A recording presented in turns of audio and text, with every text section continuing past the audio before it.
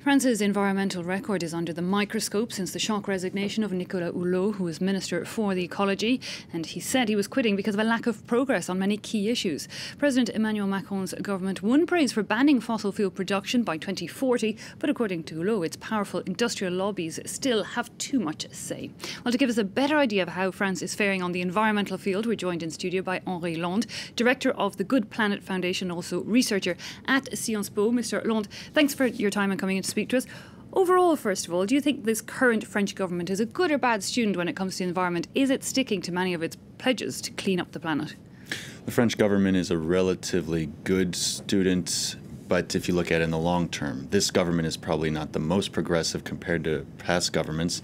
France is a relatively good pupil, but as most industrialized countries, France should and could be doing a lot more. So, when you say there, it's in the long term. So, when Nicolas Hulot resigned, saying progress isn't being made quick enough, is he just simply being too impatient? Well, the truth is, Nicolas Hulot's failures, in quote unquote, during this mandate, actually were kind of set up during the last mandate.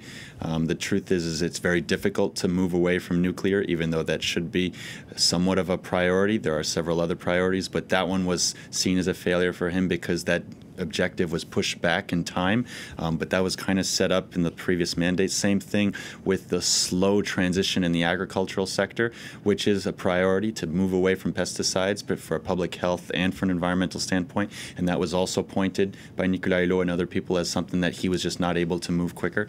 So he's had a few setbacks, and yes, if he was more patient, perhaps we would benefit from more of his influence and inspiration that he brings to other policymakers in the government. I think what he was saying is that I'm not able to convince them anymore, and they are too stuck in their old frameworks of mind, and I think he's right on that. I think he's not only saying that the government is not progressive enough, he's saying that most governments are not, and that societies are not realizing that environmental degradation is much more serious than we take into account and that we reflect in our thinking every day. And I think that's the message he wanted to send. Indeed, really pointing out that it's urgent. It's not the long term we need to think about. It's more the right here and right now. But there was one particular issue. It's the glyphosate, that powerful weed killer that had been up for EU debate and all the rest of it. And it seemed that there had been a general consensus that it is a very bad thing and it's better to get rid of it. And yet the French government decided not to write the ban into law. Yeah, this is something that is pointed as the most controversial or the most difficult failure, quote unquote, again, to accept, because pesticides are it's a consensus that we should be moving away from them for so many reasons. France is more ambitious than its European partners with regards moving away from them.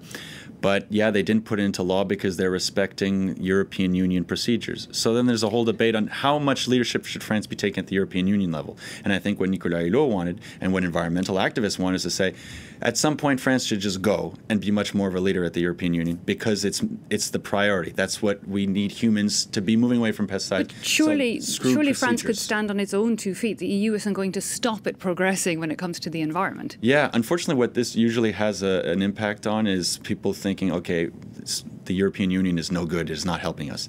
This is one example where if you do that kind of analysis too quickly, that's what you start saying, and you start saying the European Union is slowing down our ecological transition.